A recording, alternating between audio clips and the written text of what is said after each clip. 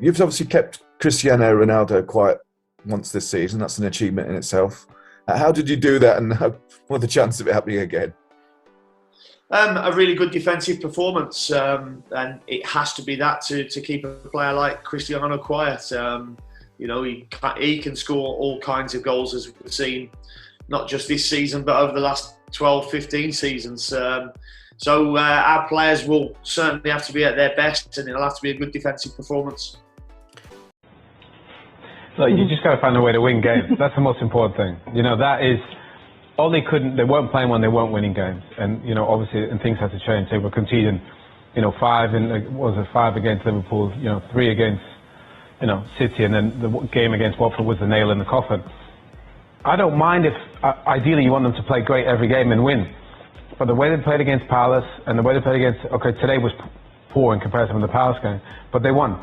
And it's going to take time with the new manager. A lot of players are trying to find their position within the team. Offensively, more needs to come. But David De Gea, probably with Ronaldo, has been their best player this season. We saw that again today. And a clean sheet is the basis for every great team. The whole team was further up the pitch. That's the difference as well. The whole team was further up. We pressed higher. I mean, the intensity from the front four, again, with a tactical understanding of when to go, when to press, was the big difference. And people saying Cristiano can't press. I've looked at Cristiano's stats over the last few weeks gone by at different games, at different times of the season as well.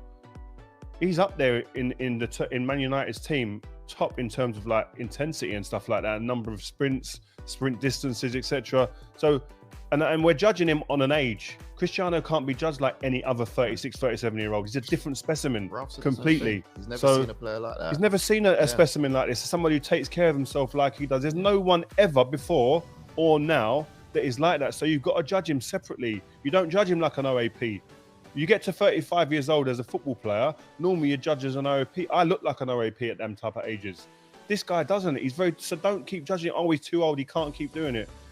At the moment, he's doing it. Leave it. But you're gonna have to manage him. I get that, but you can't sit there and tell me that this guy can't run and can't press, because yesterday again we saw it. It needs to happen over a sustained period of time, I know, but we saw glimpses yesterday, and I think the manager's smart enough to say you ain't got to do it every single minute of the game. You pick your punches.